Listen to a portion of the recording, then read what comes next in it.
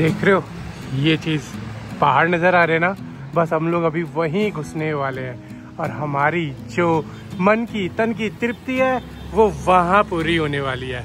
फिलहाल आपको पता है कि हम लोग कल रात को रुके थे होटल जयश्री में और पूरा टनकपुर छान लिया था, तब जहाँ पे एक रूम बचा हुआ था, बगल वाला भी फुल था, तो भैया यहाँ हमने रात गुजारी।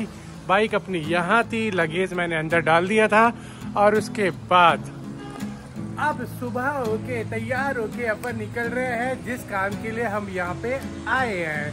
तो आज हम लोग क्या क्या करने वाले हैं ये मैं आपको चलते चलते बताता हूँ ना, क्योंकि फिर ब्लॉग शुरू ही नहीं होगा। तो चलो आज का ब्लॉग शुरू करते हैं। Welcome back to my YouTube channel, my name is Sam और आप देख रहे हैं राइडिंग विद पी।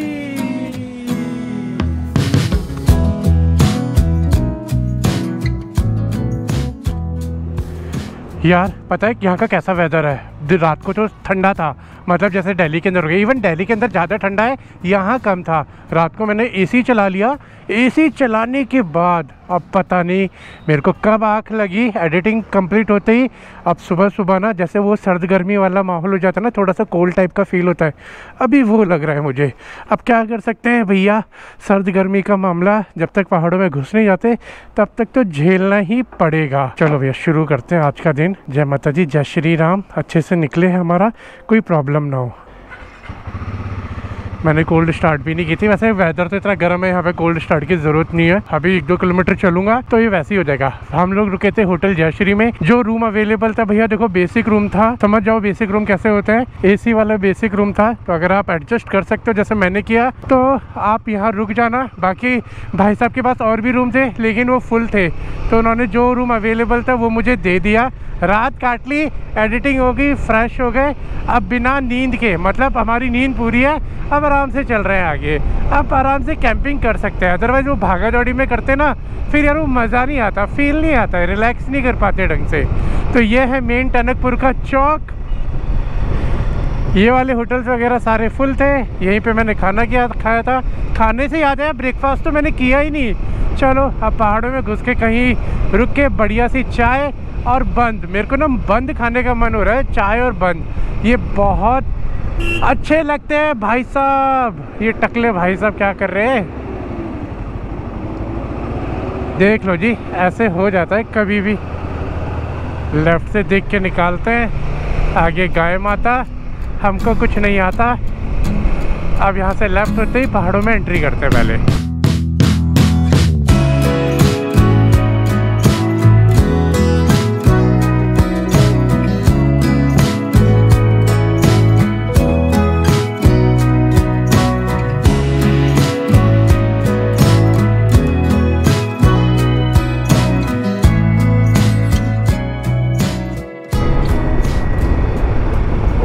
बेटे की जान, अरे वाह क्या बात है, ये वाला ब्रिज खुल गया।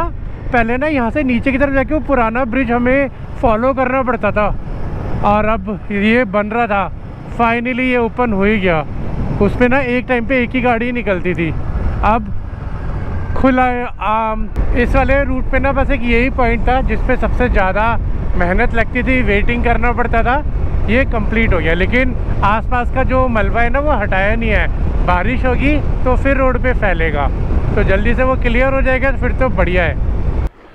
तो रॉयल एनफील्ड के सर्विस सेंटर आ गए, सर्विस शोरूम आ गए। वहाँ नहीं जाना हमें जाना है दवाई लेने। मैं बोल रहा हूँ ना थोड़ा सर्द गर्मी हो गया है, तो उससे बचने के लिए मेडिसिन ले लेते हैं। हेलो भैया, भैया एक्चुअली क्या ना मैं दिल्ली से आया हूँ, तो थोड़ी सर्द गर्मी हो गई है, तो आँखों में थोड़ा सा लग रहा है, नाक में। ट्रैवलिंग करोगे ना, हाँ तो आपको ऐसे देता जिससे सडेशन ना हो। कितनी, एक गोली दे दो मेरे को, पूरा पत्ता दे दीजिए। कितने का है? एक्सपायरी देखो एक बार। हाँ 525 150। Thank you. चलो जी, मैंने ले ली है टैबलेट। एक टैबलेट ले लेंगे, आराम पड़ जाएगा खा के। मैंने तो अभी अपनी वो वाली टैबलेट भी नहीं लिया, कल रात की भी मिस हो गई थी और अपनी अभी डे की भी, मॉर्निंग की भी मिस हो गया भैया, गड़बड़ हो गई। देखा ट्रैवलिंग में यही होता है भैया, सब कुछ बिगड़ जाता है, सारा शेड्यूल बिगड़ जाता है, हर एक चीज़ बिगड़ जाती है। चलो जी, अब लेते हैं ग्रॉसरी और फिर पहुँचते सीधा कैंपिंग लोकेशन पे, क्योंकि भैया टाइम बहुत ज़्यादा हो गया है। 3:11 हो गए, तो मैं 4:30 तक पहुँचूँगा। तो मेरे को 1-1.5 घंटा मिलेगा टेंट लगाने के लिए उजाले के अंदर। क्योंकि 5:30-6 बजे तक अंधेरा हो जा रहा है। 6,629 और हमने जो पेट्रोल डलाया था 6,225 पे डलाया था। 40 किलोमीटर की रेंज बची है, मतलब अभी और जा सकता था। तो भैया थोड़ी सी फ्यूल इकोनॉमी में फ़र्क तो पड़ा है। कर दो भैया, फुल कर दो। तो देखते हैं कितना लीटर इसमें पेट्रोल आता है अभी। लो जी, 13.5 लीटर इसमें पेट्रोल आया है। डेट मीन्स कि 1.5 लीटर और 1.5 लीटर का मतलब हो गया कि 1 लीटर में ये जाती है 30 किलोमीटर के आसपास।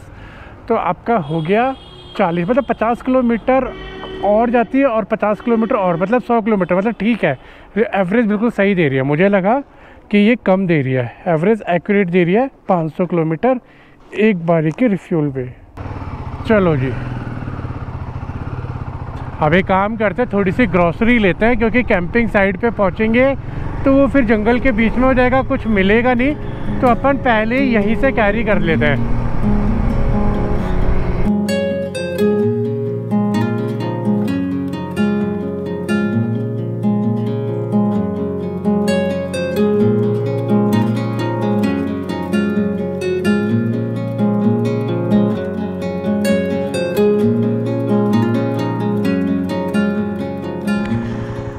लो जी, पहुंच गए हम लोग अपनी कैंपिंग लोकेशन पे। लेकिन लोकेशन पे पहुंचने के बाद बहुत डिसअपॉइंटेड फील हो रहा है यार। देख रहे हो क्या गंद मचा हुआ है, बॉटलें पड़ी हुई हैं, उधर बॉटल पड़ी हुई है। अरे यार, कितनी सुंदर जगह है, इसका कबाड़ा बनाया हुआ है। तो इस जगह पे तो कैंपिंग करना हो गया कैंसिल, क्योंकि वैसा गंद होता तो मैं उठा लेता। लेकिन यार यहाँ पे बहुत ज़्यादा बॉटलें तोड़ी हुई हैं, तो अपने को यहाँ पे कैंसिल करना पड़ेगा। चलो धीरे धीरे करके नीचे उतरते हैं भैया जी।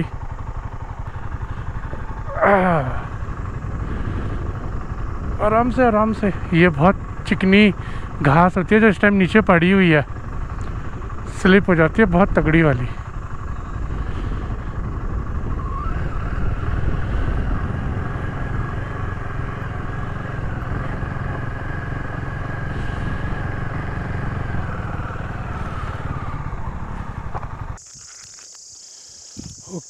Okay done. Alright, so finally हम लोग पहुंच गए अपनी लोकेशन पे, जहाँ पे हम लोग कैंप करने वाले हैं। वैसे इसके नियर अबाउट 4-5 लोकेशन है। मैं 4-5 लोकेशन पे घूम के आ चुका हूँ।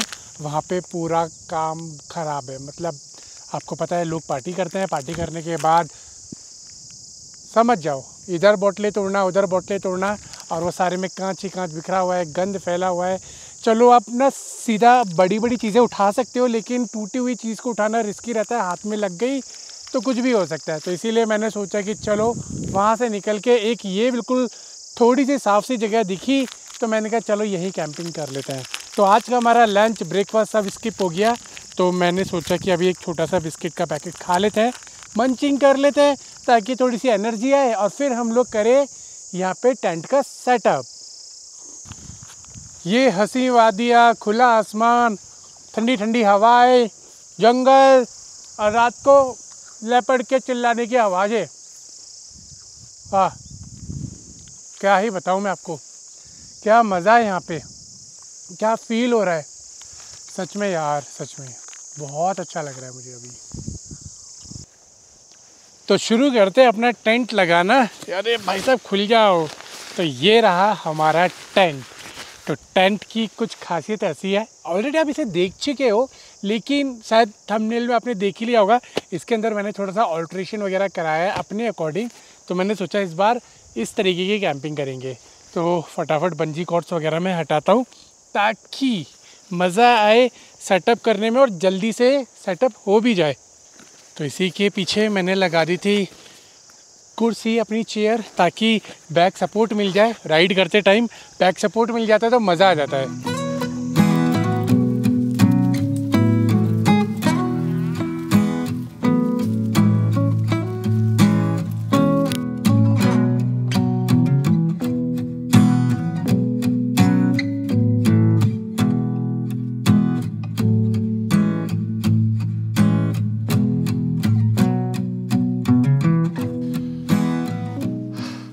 ऑलराइट गाइस, तो अपना टेंट लग गया है। सिर्फ आउटडोर का सेटअप हुआ है, अभी इंडोर का सेटअप करना बाकी है, जिसके अंदर अपन सोएंगे, लेटेंगे और एडिटिंग करेंगे लास्ट में।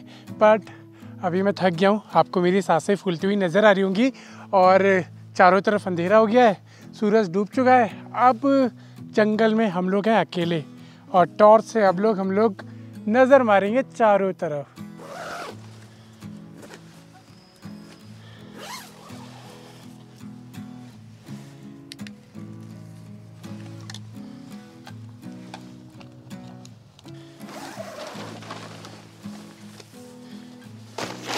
राइडिंग गियर्स उतारने के बाद और अंधेरे के अंदर टेंट लगाना बड़ा मुश्किल हो जाता है यार। लेट हो गए आज निकलने में होटल से। अगर हम लोग सुबह निकल जाते ना 10 बजे तो अब तक तो हम आराम से बैठ के बॉनफायर सेक रहे होते। यू नो, कैंपिंग का जो असली मज़ा है ना वो यही टाइम का है कि आराम से बॉनफायर करिए और आप आराम से इंजॉय कर रहे हो। अब क्या करें यार, अकेला बंदा मरता नहीं, क्या करता। अब अगर व्लॉगिंग नहीं करनी होती तो अपन आते फटाफट लगाते इंजॉय कर रहे होते। अब शूट करने में मेहनत होती है, टाइम लगता है, तो चलो बाकी का टाइम खोटी नहीं करते हैं, अब सेटअप कर लेते हैं।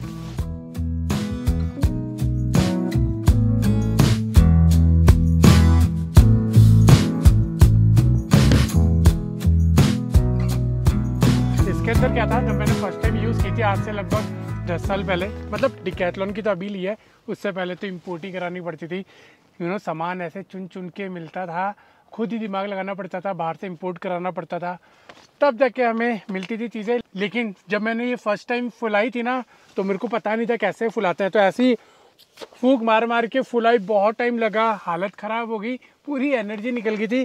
फिर यू नो फिर जब यूट्यूब धीरे धीरे फेमस हुआ, बहुत सारी वीडियोस देखी मैंने फॉरेन्स की, तो उसमें फिर टेक्निक्स थी कि इसको हल्का सा प्रेशर यहाँ पे इसको दबाते हैं, फिर फूंक मारते, तब हवा अंदर जाती है।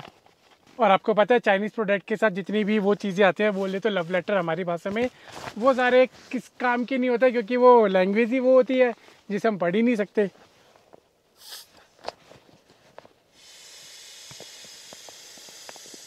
तो अभी तो मैंने इसको फुल कर दिया है 95%, ज़रूरत पड़ेगी तो एडजस्ट कर लूँगा। आई नो थोड़ी टाइट है, सोते टाइम एडजस्ट कर लेंगे इसको। अभी इसके ऊपर लगाते हैं एयर बेड। तो ये रहा हमारा एयर बेड।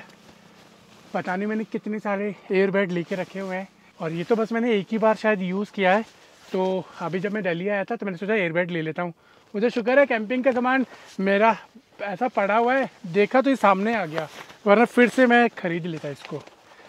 और अब तो डिकैथलॉन की चीज़ें महंगी हो गई हैं भैया, पता नहीं क्यों दिन पर दिन ये लोग रेट बढ़ा रहे हैं। सामान सेम है, ऐसा नहीं कि उसमें कुछ चेंजेस कर रहे हैं ये लोग, सामान सेम है लेकिन महंगा कर रहे हैं। खुल जाए यार। ये लो, इस पिल्लो को मैं कब से ढूंढ रहा था, ये पिल्लो इसमें रखी हुई है, और ये अभी मैं नई खरीद के लाया था। देख रहे हो, ऐसे होते हैं मेरे पैसे वेस्ट। चलो कोई बात नहीं, इसको भी मैं फुला लेता हूँ, क्योंकि मेरे को एक लेग्स के बीच में चाहिए, ताकि जब लेग्स को मैं जॉइंट करूँ करवट लेके तो गैप रहे और मेरी स्पाइन सीधी रहे। चलो जो होता है अच्छे के लिए होता है, मिल गई, काम आ जाएगी। अभी ये भी, इसे भी अभी फुला लेते हैं, पहले एयर बेड को फुलाते हैं।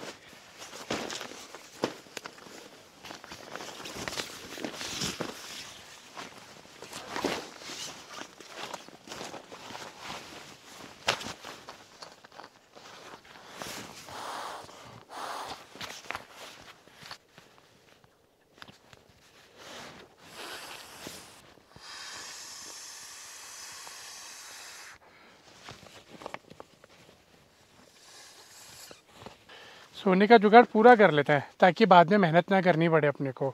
फिर अभी वैसी बॉडी थक रही है तो आलस आ जाएगा बाद में, फिर काम चलो काम होता है। अभी अच्छे से सेटअप हो जाएगा, वो बेस्ट है।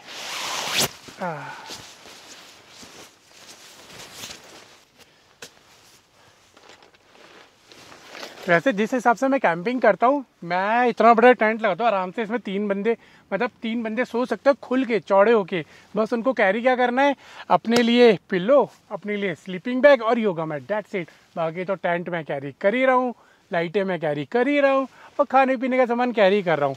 देख रहे हो, अगर आप में से कोई मेरे साथ कैंपिंग करना चाह रहा है ना, तो बस ये 3 चीज़ ले आना और मेरे को पकड़ लेना, आप लोगों का भी टेंट का काम हो जाएगा। लेकिन पहली वीडियो देख लेना कि मैं टेंट कौन सा लगा रहा हूँ, पता लग रहा है 3 चीज़ लेके आ गए, फिर उसके बाद बाहर सोना पड़ रहा है।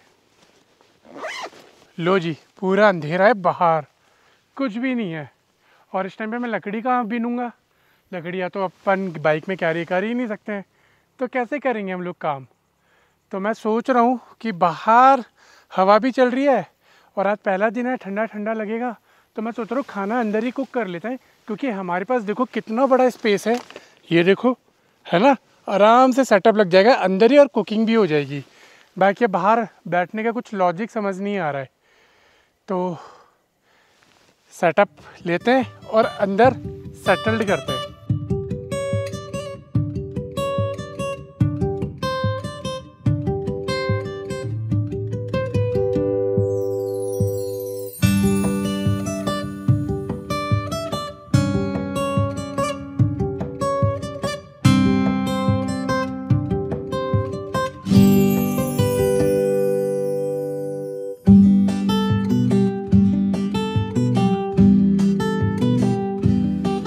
ऑलराइट, तो कैसा लगा आपको आज का सेटअप? मज़ा आया देख के? आ रहे ना मज़ा? एकदम बढ़िया बढ़िया, खुला खुला सा, पूरा महल जैसा फील हो रहा है। और कुकिंग के लिए सबसे अच्छी बात हमारा सेटअप इंडोर है कि चारों तरफ से कवर है, हवा आएगी नहीं। और रात का अंधेरा हो गया, जंगल में बाहर बैठना थोड़ा थोड़ा अंदर लगता है कि कोई इधर से ना जाए उधर से ना जाए, उससे भी थोड़ी सी सेफ्टी मिल गई। और सामने वेंटिलेशन, ऊपर वेंटिलेशन, चारों तरफ वेंटिलेशन, और अपना एक बढ़िया सा किचन का सेटअप, है ना मज़ेदार। सोचो ये सारा सेटअप मैं बाइक पे लेकर आया हूँ, और अभी तो यही नहीं है, धीरे धीरे करके आगे बढ़ेंगे, मज़े आपको दिलाते जाएंगे। तो चलो, अभी तो रात के बज गए लगभग 7:15, 7:30, 7:15, 7:30 के आसपास हो रहे हैं। तो मैं सोच रहा हूँ फटाफट अपना खाना खाते बनाते फिर खाते हैं और इस बड़े टेंट के मजे लेते हैं। चलो शुरू करते हैं अब कुकिंग करना।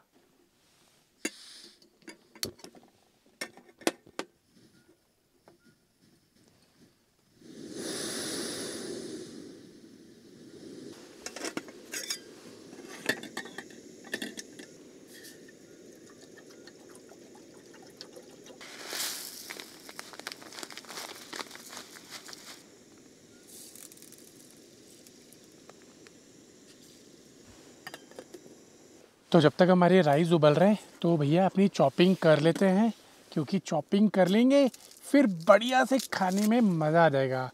अगर यहाँ पे आलस कर गए चॉपिंग करने में, तो फिर आपको पता है कि एक दो छोटी मोटी चीज़ें अगर रह जाती हैं तो फिर वो मज़ा नहीं आता है खाने में।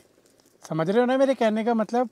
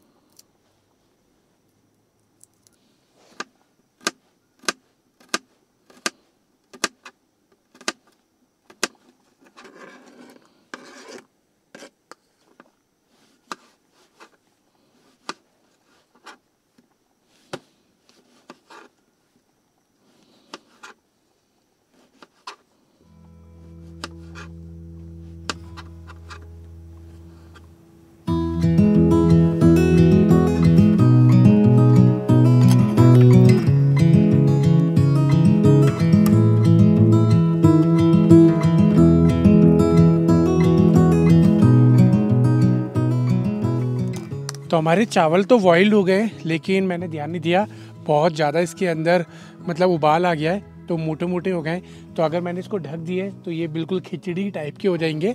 तो मेरे को इसको हवा में ही रखना पड़ेगा, अदरवाइज़ फिर काम ख़राब हो जाएगा। जो चीज़ मैं बनाने की सोच रहा हूँ ना, वो फिर खिचड़ी टाइप में बनेगा। तो अभी क्या काम करते हैं अपना दूसरा प्रोसेस स्टार्ट। सो आज हम लोग बनाने वाले हैं चिकन फ्राइड राइस। तो चिकन मैंने बना लिया था, जब मैं इस तरफ आया तो अपने ही सब्सक्राइबर थे, तो वो पीछे पीछे आ गए, और जब वो आए तो मैंने उनको बोल दिया, तो वो साथ में लेते हुए आ गए। तो थैंक यू सो मच। अगर आप मेरी वीडियो देख रहे हो तो बिल्कुल जैसे पीसीस मैंने बोले थे वैसे ही, और इवन वो वॉश करके भी लेके आए हैं, तो मेरे को ज़्यादा मेहनत करनी नहीं पड़ेगी इसके ऊपर। तो अभी अपन क्या करते हैं, इसको एक बार और वॉश कर लेते हैं, ताकि छोटी मोटी जो चीज़ें वो निकल जाए। तो ये पानी मैं बाहर नहीं फेंकूँगा, मेरे पास डस्टबिन बनाया हुआ है, तो ये पानी मैं उसी के अंदर निकालूँगा।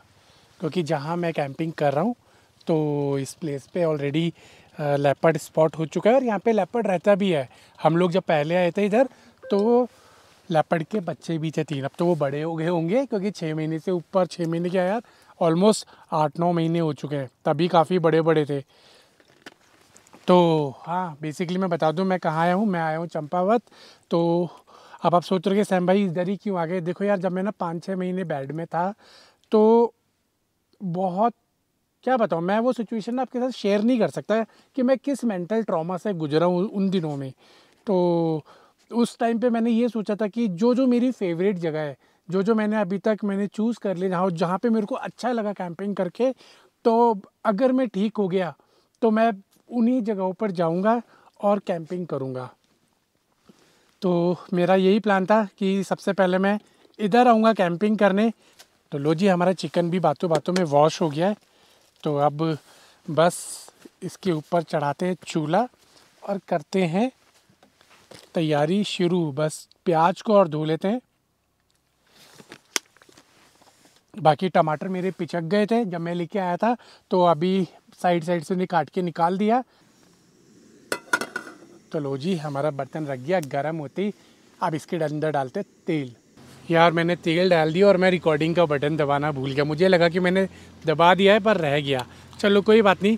तो मैं सरसों का तेल मैं यूज़ कर रहा हूँ अभी इसके अंदर, बाकी कोई और तेल यूज़ नहीं कर रहा हूँ। वैसे मेरे पास देसी घी भी है, ये रखा, आपको तो पता ही है, कैरी करता हूँ। रिफाइंड ऑयल मैंने बिल्कुल यूज़ करना छोड़ दिया अपनी लाइफ में, जब से वो चेस्ट में पेन आने लगा था, तो वो सारी चीज़ें मैंने हटा दी है। तेल काफ़ी गर्म हो चुका है, तो मेरे को नहीं लगता ज़्यादा देर मेरे को रखना चाहिए। इसके अंदर अपन डालते हैं सबसे पहले अदरक, लहसुन और हरी मिर्च। ये भी हमारे भुन गए फटाफट से। अब डालते हैं इसके अंदर प्याज।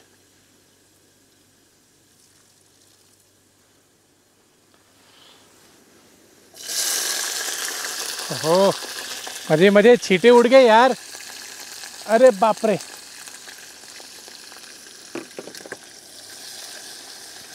चलो जी, प्याज भी भुन जाएगी, क्योंकि बहुत तेज़ गरम है ऑयल हमारा, तो टाइम नहीं लगेगा। अब इसको ज़्यादा नहीं भूनेंगे प्याज को, वरना जल गई तो फिर कड़वापन आता है, आपको पता ही है। हाथ के हाथ बर्तन भी क्लीन करेंगे। टेंट के अंदर बैठ के बना रहा हूँ ना, तो हवा बिल्कुल नहीं लग रही है, बर्तन फट से गर्म हो जा रहा है। और वैसे भी अभी यहाँ पे टेम्परेचर ज़रा 15 डिग्री के आसपास है, 15-18 के बीच में चल रहा है। अंदर तो बिल्कुल ही नहीं लग रही है। टेंट के अंदर एकदम से गर्मी बन जाती है, तो ठंड तो नहीं लगने वाली है। मैं जैसा सोच रहा था उतनी ठंड नहीं है यहाँ पर। तो हमारा ये भी ऑलमोस्ट भुन चुका है, प्याज भी भुन चुकी है। तो इसके अंदर मैं अभी डाल रहा हूँ चिकन। मैंने छोटे छोटे पीसीज ही बोले थे, और वो भाई बिल्कुल छोटे छोटे पीसीज ही लेके आए, बढ़िया है।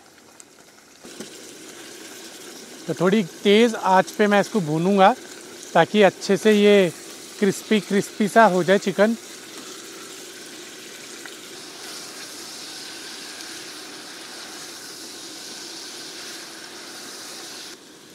तो अभी इसके अंदर नमक तो मैंने डाल दिया था, थोड़ी सी हल्दी डालते हैं, लाल मिर्च कम डालेंगे क्योंकि हरी मिर्च डाल दी है, अदरवाइज़ सुबह फिर समझ रहे हो ना मेरे कहने का मतलब। तो लाल मिर्च लिमिटेड ही डालेंगे। चलो जी, अब डालते हैं धनिया, मिक्स करते हैं। अब डालते हैं इसमें चिकन मसाला। उसके बिना तो आपको पता ही है मज़ा नहीं आएगा। मैं डाल रहा हूँ इसके अंदर टमाटर, मिक्स करते हैं। तो अभी मैं इसके अंदर फ्लेम कम कर रहा हूँ और इसको ऊपर से ढक दे रहा हूँ ताकि चिकन थोड़ा सा हमारा गल जाए, मेरे को पानी ना डालना पड़े। अगर नहीं गला तो फिर पानी डालें। वो कर दिया है कम। ये रहे हमारे चावल। अब इसको कर देते हैं मिक्स। अब करते हैं इसको मिक्स बढ़िया करके। मज़ा आएगा यार खाने में। खुशबू तो अच्छी आ रही है। तो ये तो हो गए मिक्स। अब डालते हैं इसके ऊपर हम लोग कसूरी मेथी। कसूरी मेथी के बिना तो आपको पता है स्वाद है ही नहीं किसी भी सब्जी में। तो मैं सोच रहा हूँ ये सारा पैक्ड अप कर देता हूँ। अंदर अपना डिनर लगाते हैं, अंदर बैठ के खाएंगे और फिर हमारा बाहर निकलने का पंगा भी ख़त्म हो जाएगा। तो सारी चीज़ें सेटल्ड कर देता हूँ पहले ही। तो लो जी, फाइनली आ गए हम लोग अंदर। सारा सामान मैंने पैक कर दिया है, सेटल्ड कर दिया है, बाहर की लाइट बंद कर दिया है। अब अपन थोड़ी देर अपना वीडियोस देखेंगे और एडिटिंग भी करेंगे, उसके बाद सोएंगे। तो मुझे यहाँ से निकलना तो है नहीं, तो जल्दी उठने की ज़रूरत है नहीं। फिर भी कोशिश करूँगा, आँख खुल गई तो सुबह का सनराइज़ वगैरह फील करूँगा अच्छे से। बहुत टाइम बाद आया हूँ मैं इधर, और अब पता नहीं आगे कब आना हो, कुछ नहीं पता भैया। वक्त का आपको पता ही है कब कैसे बदल जाते हैं। चलो छोड़ो वो सारी बातें, अभी डिनर करते हैं। खुशबू तो ज़बरदस्त आ रही है भाई, एकदम बढ़िया आ रही है और शक्ल भी अच्छी है। चलो टेस्ट करते हैं फिर।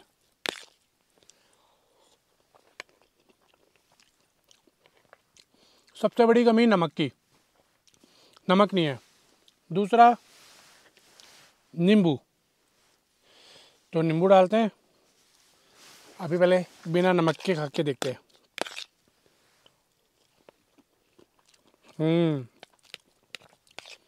बढ़िया। तो नमक मैं ले आया हूँ, थोड़ा थोड़ा सा डालता है। वैसे बिल्कुल ही नहीं है नमक तो, क्योंकि चावल भी बिना नमक के बने और मैंने कम ही डाला था। क्योंकि कम चीज़ में आप बढ़ा सकते हो, लेकिन बढ़ाई हुई चीज़ को कम नहीं कर सकते। अब होप अच्छा हो गया हो।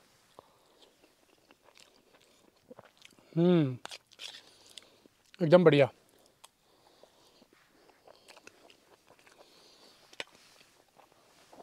एकदम परफेक्ट। प्याज,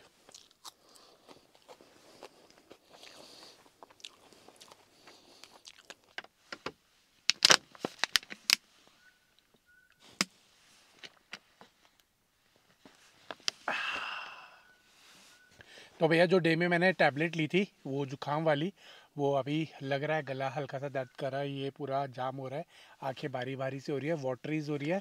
तो इसलिए मैंने टैबलेट ले ली। पहले तो मैं इग्नोर कर रहा था कि हो सकता है ऐसे ही मैं रिकवर हो जाऊं, लेकिन नहीं, वो धीरे धीरे बढ़ रहा है। तो मैंने अभी ले लिया है ताकि अपने को ये दिक्कत ना हो।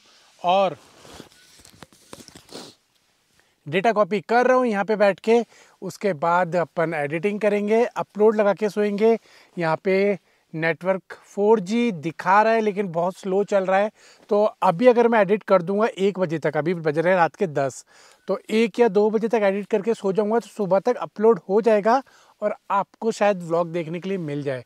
मतलब आप सुबह देख रहे हो और मैं ये रात को बैठ के एडिट कर रहा हूँ। अगर सुबह 8 बजे व्लॉग आ गया तो, अगर नहीं हुआ अपलोड, फिर जितना लेट अपलोड होगा तब आपको मिलेगा देखने के लिए। तो एक काम करते हैं, इस व्लॉग को यहीं तक रखते हैं। बाकी इस बड़े टेंट को लेके मैं क्यों आया हूँ और इस तरीके की कैंपिंग क्यों कर रहा हूँ, ये मैं आपको बताऊँगा अगले व्लॉग में कि मेरा पर्पस क्या था इस टेंट के साथ कैंपिंग करने का, और क्या क्या सामान मैं लेके आया हूँ और आगे क्या क्या करने वाले हैं। ये सारी चीज़ें मैं आपको इससे अगले व्लॉग में बताऊँगा। तो उम्मीद करता हूँ वीडियो पसंद आया होगा तो वीडियो को लाइक कर देना, चैनल को सब्सक्राइब कर देना। इंस्टाग्राम का लिंक है डिस्क्रिप्शन में, जाके फॉलो कर लो। मिलते हैं अगली वीडियो में। Till then goodbye. अरे यार क्या बोल रहा था, हाँ इंस्टाग्राम पे फॉलो कर लो। वहाँ पे ना बिहाइंड द सीन वाली वो चीज़ें डालता रहता हूँ, रील्स डालता रहता हूँ अच्छी अच्छी गानों के साथ में, तो आपको मज़ा आएगा। चलो मिलते हैं अगली वीडियो में। Till then goodbye. Editing करें।